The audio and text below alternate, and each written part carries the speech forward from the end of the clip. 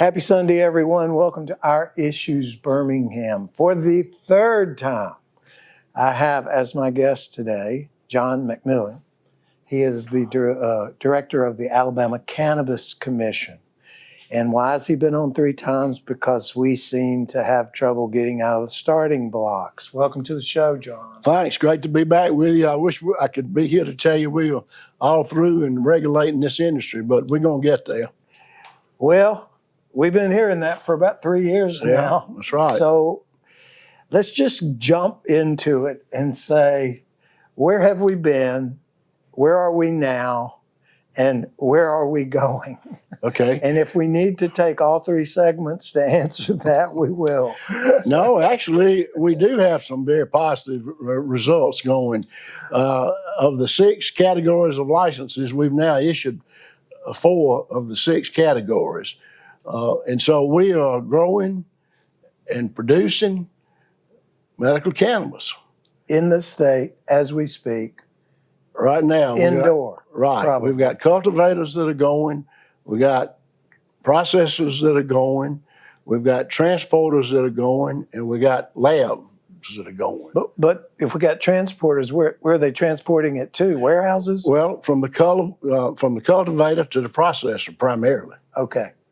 So what are we lacking? Integrated We're license? lacking dispensaries and the integrated license. Those are the 2 categories that we're still tied up in litigation with.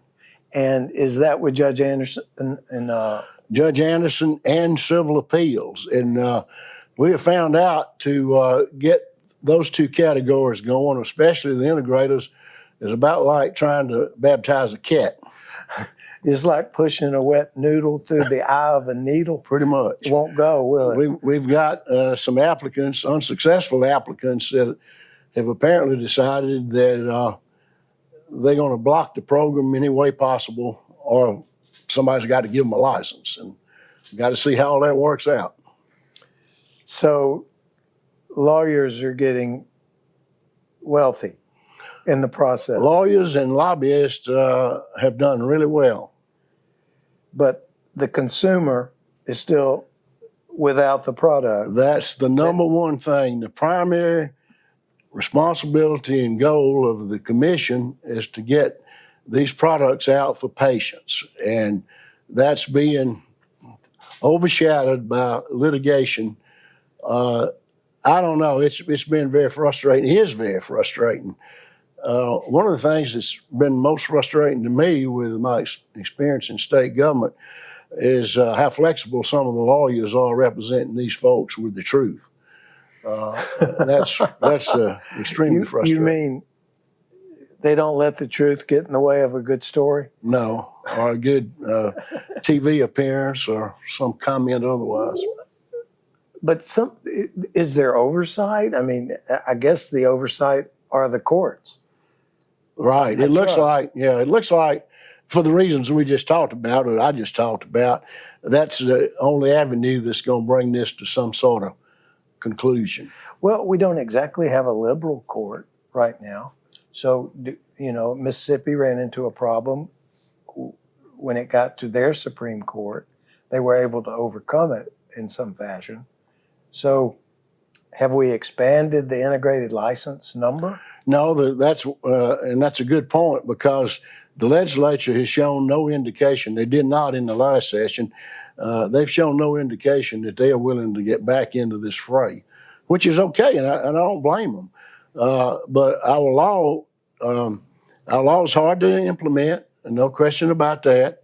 And with 100,000 pages of applications, over 100 pages of legislation, and over 100 pages of rules and regulations, if somebody wants to find a way to litigate, there's certainly something there that they can latch on to. Oh yeah, and the judicial system, I don't know how else we get there except for the judicial system to play a major role in it. Well, historically, that's why we have 3 branches of government. Right. Right. The judiciary is not supposed to legislate. That's right. They don't like to legislate. That's right. So, and we don't want them to. No? but we want them to do a good job of interpreting the legislation that we have and helping us weed through some of this. I don't call it frivolous legislation. It's obstructive litigation for sure. Litigation, not legislation. Litigation, right, yeah. Well, you got a timeline in mind? Well, we got to get where we are now is we've got to get to the investigative hearing. Our legislation provides for an investigative hearing process, and incidentally, as you know, probably with your legal experience, there's no such thing in Alabama's investigative hearing. So we had to do several times. Grand jury in my business. Yeah. So several times we've had to go back and change rules, add more rules, add emergency rules, and try to address some of the concern that the litigants have. And we've done that. But every time we've issued the licenses 3 different times now, and every time we address those issues that have been raised, oh, we're going to be fine. You just do it this way. And then as soon as we do it that way, here comes the lawsuits. You feel like you're playing whack-a-mole? That's just about right. You knock one down, another one pops up. Absolutely. I don't know who said it, but somebody said if it weren't for lawyers, we wouldn't need lawyers.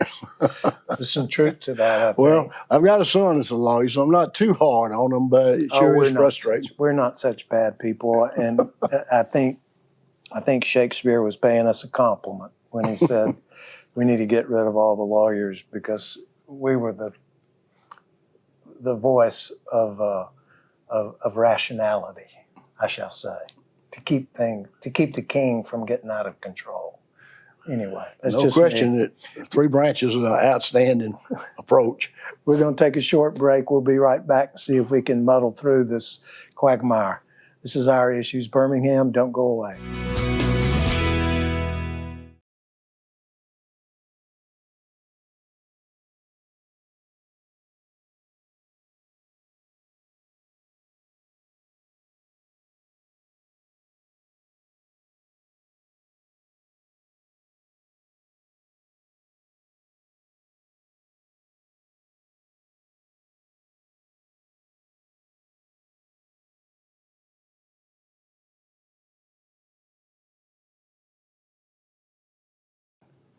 Welcome back to Our Issues Birmingham.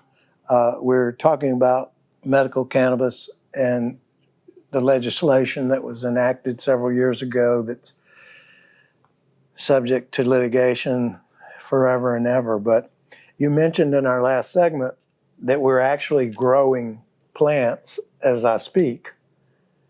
So when they get grown, where do they go? What happens? Yeah, well, we got cultivators that are growing plants right now, and I think we probably have had 1 or 2 of them that have had some harvest. But there's a couple of thousand plants going right now, and we have a tracking system, an ID system, and all of that to go into that. But right now, the only alternative the cultivators have with their finished product is to send it to a processor. You can do 2 things. They can either dry it and preserve it that way for a while, or it can be processed into an oil, which can be frozen for a more lengthy period of time. Now, you know, there's a limit to how long you can do that, keep growing it and processing it and storing it. It's got to go somewhere at some point. I was going to say it has a shelf life, I think. That's exactly right. And economics starts to get more and more involved. Well, you say oil. I didn't think our legislation allowed that's the primary process. Then it goes into the things that we do allow, like tincture and ointments and one type gummy, peach flavored in our case. How did we draw? How did we pick peach? Have to do with Chilton County? Well, that's yeah, probably so. It probably has something to do with my having served as an ag commissioner and some of our staff having been there with me and having some ideas about that. Is it growing? You know, I know we can't really talk about where it's growing for lots of reasons. I know you're a security. No, it's public. Person. It is? Oh, it's public, where the people have licenses. Yeah. The legislation provides that the cities and counties have to approve the location of the facilities. So yeah, that's good. Well, the hang up is there's nowhere so it gets cultivated, it then gets processed, and then the next step would be to a dispensary, right? Once it becomes a packaged product. So we got a packaging. Right. That's part of the portion. processing process. So do we have cultivation ongoing, we have processing ongoing, I trust we have packaging ready to go, Yes. and so we lack dispensaries, which is the ultimate end That's the retail of the seed to part of sell it. Right. concept. But before we get to the dispensary, we have to have a person who's licensed to do all of those things. Yeah, they all. Then the integrator has licenses to do some of all of it, but each one of them has to be licensed. And where we'll be when we get the program up and going is we'll become a regulatory agency, testing the quality, double checking the packaging and security and everything that goes with these programs. It's a real big. We've got tracking systems for the patients, for the products, everything. When the plant gets about 8 inches high, it's given one of these code numbers that tracks everything to do with it, if there's any waste to it. And there is waste in Alabama because we don't allow smoking, which is the flower part of the plant. So that'll have to be recorded and kept up with as waste, measured down to the nth. All of that is part of the tracking system. Are the cultivators located in any particular spot in Alabama, or is it throughout the state? Because our climate is different in different parts, although we're generally moderate throughout. Yeah, well, they're scattered around the state, but most all of this, there's some modifications, but for the most part, the plants have to be grown in very, not only secure, but sophisticated lighting systems and HVAC systems and all of that. So it's an indoor grow. It really wouldn't matter where Right. indoor Yeah, grow yeah, is for the located. most part. Some people modify that a little bit, but for the most part, the most success is with indoor growing, especially with our climate. And there are insects, there are other problems with trying to grow it outside. Just like any other plant. Right, sure. Maybe even tougher than a lot of them. So there was some talk about one time expanding the number of integrated licenses. That hasn't happened. There was legislation introduced in the Senate to attempt that, but it wasn't even considered in committee, much less on the floor. The legislature doesn't seem to show any interest in expanding the number of licenses. So we're still at like 7? We 5 for integrators. And just to show you the difficulty of that, we had like 38 applicants that ultimately were qualified for consideration, and only 5 of those could be issued licenses, and one of the 5 had to be a minority. So no matter what we do, now we're down to like 17 that have requested investigative hearing. So we don't know when we get to the investigative hearing process with the integrators, how many of those. There are only about 3 that are really financing the litigation. Well, I can imagine the expenditure on the front end of capitalizing a venture of this sort is pretty hefty. It is, and that's one of the problems for the applicants is that many millions of dollars have been spent by all the applicants in every category. Of course, the integrator is probably the most expensive because they got to have dispensary locations and growth facilities and everything else. But yes, millions of dollars have been spent. So those folks are not being treated fairly, the ones that have invested heavily and have not gotten an answer. Certainly, some of them have not to their satisfaction. But what do? Do you just keep hanging around hoping something's going to change, or? Well, I would think of the 17, right? Yeah, theoretically with the investigative hearing process. Yeah. Well, let me ask that question when we come back. Okay. Unless we've run out of time. This is Our Issues Birmingham. We'll follow up with this in just a second. Don't go away.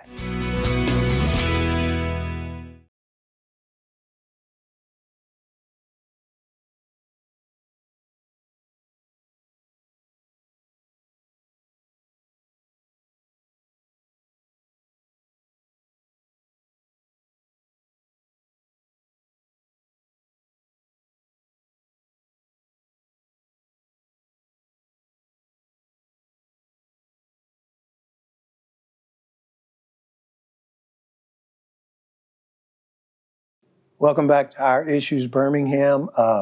We're learning a lot about the status of our medical cannabis legislation and the implementation of it, which this man is struggling to deal with a bureaucratic mess and a legal mess in trying to make happen. But he's committed to it. I will give him credit for that. You're resilient. I guess you have to be.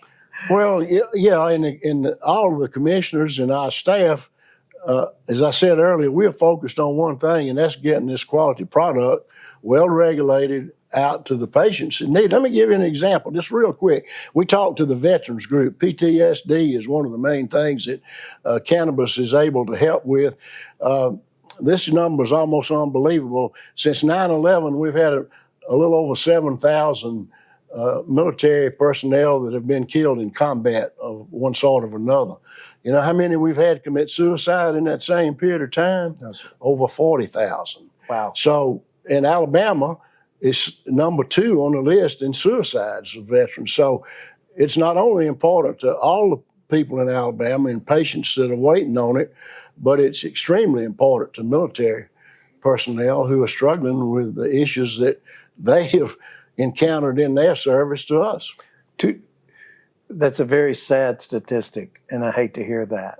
I am curious to know if, so we have 17, and there are only 5 of those 12 that are not with license. I would think there comes a point in time, you already mentioned it, that they say, to hell with it, I can't keep pouring money into this. Do you foresee some of those 12 taking a left? It's just hard. It's just hard to know. All the states have very similar situations, and then we're all different in some manner. And the reason I say that is because Florida, after 8 or 9 years of litigation, their legislature just addressed their last issue, which had to do with minority licenses in the state of Florida at their session earlier in this year. So that's supposed to be the end of their litigation. Well, True Leave is on the short list, and they're one of the successful applicants. Well, they are the Florida largest dispensary. They are one of the largest in the country. Yeah.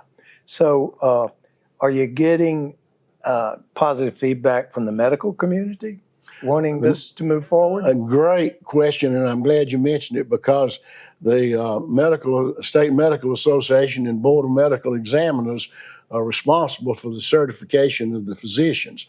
And they could not, they've worked with us on the programs for certifying and recognizing the physicians. When a doctor makes a recommendation for the products, not a prescription, but a recommendation, then that patient goes to a dispensary and buys it. From the time the patient sees the doctor, the patient will get something very similar to a driver's license. And that will be tracked, everything to do about the patient, the dosage, how much that doctor recommended and everything. If you get your recommendation filled at a dispensary in Montgomery and then come to Birmingham that afternoon, you're already in the system. Immediately they'll know what you bought and you're not qualified to buy more at that time and that sort of thing. So it's a highly regulated product. Your associate mentioned something about educational interest. Yeah. We've got several of our colleges and universities in the state that are already getting into the process of educating students that'll be employees of this industry when we get it going. Estimates are that... So that we have a workforce. Right. And in about 3 years, we don't know what those numbers might be, but the best estimates are within about 3 years, we'll be selling about $400 million worth of medical cannabis in the state.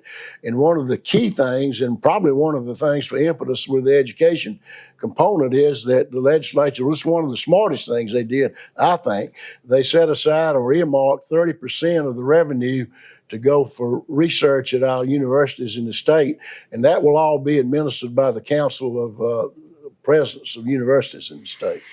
A lot of moving parts. Okay, you got 2 minutes. This is my pet peeve and question I've asked everybody in government. Where does the money from the methane gas wells off of our coast go to? If you can answer that in 2 minutes, you win a Cupid. Oh, I can answer it very quick. Years ago, when we had the first really successful offshore oil and gas lease sale, which brought in $59 million, Governor James wound up asking the legislature to set up a trust fund. After that, I think the next lease sale was during the Wallace administration, and I think it may have been somewhere around $200 million. And Governor Wallace followed suit and folded in the James constitutional amendment. So we have the Alabama Trust Fund, and that money, all the money from the proceeds of offshore oil and gas production, goes into that trust fund, into the state treasurer's office, and he manages it, and it's billions of dollars. And who's the beneficiary of the trust? A percent goes into the general fund. A percent now goes into the Alabama. What is it? The Alabama lands forever wild. I'll get it right. It's forever wild, and that was a constitutional amendment passed fairly recently in the last few years. I'm familiar with it. And a small percent goes to the Department of Conservation and Natural Resources for their responsibilities. But yeah, it's a good deal. It's well managed, and it's fantastic for the state. Finally, I've been doing this show for almost 11 years. I've asked that question of every public official that I've had on my show, and you're the first one that gave me some semblance of an answer. I was there. Thanks for being with us, John. Yeah. This is Our Issues Birmingham. Thank you for being with us as well. We'll see you next Sunday.